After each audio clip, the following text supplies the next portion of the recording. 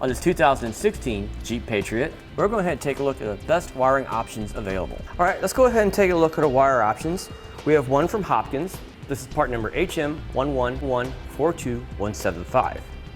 Our next one is from Curt. This is part number C56162. And one from Tekonsha, part number 118552. Okay, now these are all going to perform the same function, so let's go ahead and cover their similarities first. They're all going to come standard with a 4-pole flat trailer connector, industry standard, so it'll fit all different brands. You don't have to have matching brands on the 4 poles. Now all the wire harnesses will come with connectors right here that'll match up perfectly to the OEM ones that are behind your taillight. All of these wire harnesses also require power from the battery for them to operate. You can see they have all the black wire for that purpose. Now all our wire harnesses require to be grounded to the vehicle.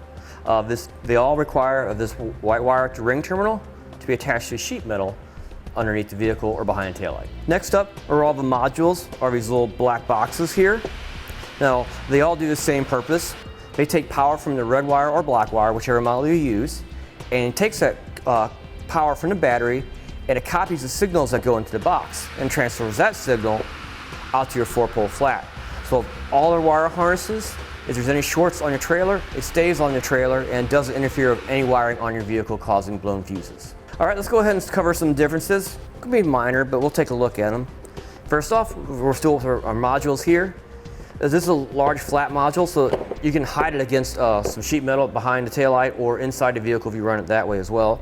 So it's kind of low profile and lends itself to being attached to some hideaway places. If you got some long self-tapping screws, you can run them through here, or you can run some thin zip ties and hold it up as well. Now our Curt is the same flat profile, but it does rely on adhesive to hold it in place. And our one from Tekonsha comes with adhesive as well, and also if you want, you can use a screw or zip tie this loop to whatever you want on the vehicle.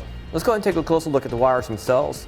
If you look at the 4-pole wire harness here, it does have nice covering already put in from the factory to help bundle up the wires and protect them. But you notice it has small gauge wires compared to our Curt and our Tekonsha. Now let's go ahead and talk about the power output. Granted, all these wire harnesses are great for trailers that have like 2 taillights in the back and maybe 1 or 2 side barker lights, more than adequate.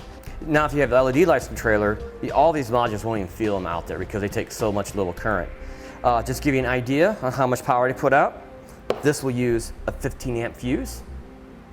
So that when it's maxed out, it'll go up to 15 amps of current. On our Curt here, this has a 10 amp fuse that comes with the kit on that one, so it's limited to 10 amps total. A little bit different between your running light circuit and your turn signal circuits. And then our Tekonsha here is back up to 15 amp. If you're just going to use, just as like I said, just simple taillights, 2 taillights, 2 running lights, maybe the Curt's all you need to go. If you're going to run something a little more than that, say if you're going to switch this out to a 7-pole connector or a 6-pole connector, and your trailer has a lot more lights, chances are either the Hopkins or the Tekonsha is going to be rated for more of those purposes. And that'll finish it for the best wiring options available for a Jeep Patriot. Click the link below to shop, learn more, or visit us at etrailer.com.